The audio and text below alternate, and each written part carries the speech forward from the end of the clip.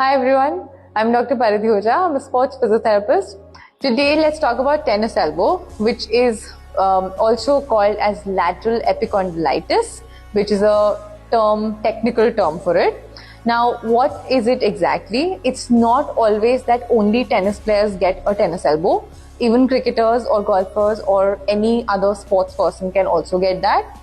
It's not just limited to sports, but even females postmenopausal also tend to get tennis elbows because of a degenerative change which happens in the body along with the hormonal changes happening.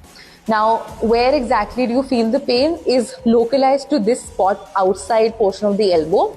It's not always that it's only limited and localized to this spot and it's coming from the elbow joint. It can be arising from your shoulder or even your neck and back area.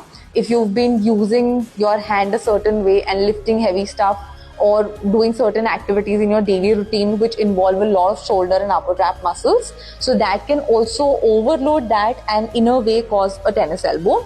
Also, along with that, it can also be your wrist issue, because if you're overusing your wrist in your holding the phone, doing things on a regular basis, or sitting on the computer and working around, and if the elbow is not supported on the table while you're sitting and working, so that can also just make the arm heavy and that can lead up to a pain here.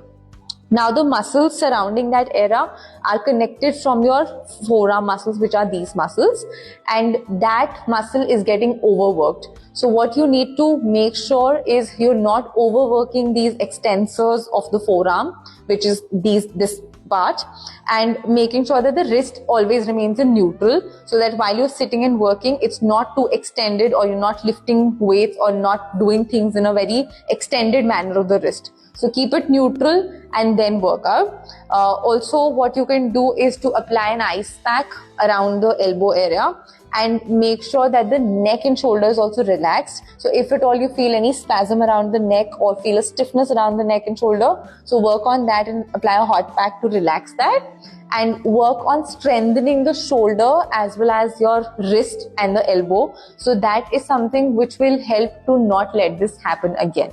And make sure that you're working with a physiotherapist to make sure that you're doing the right things at the correct time and there's a right diagnosis to it.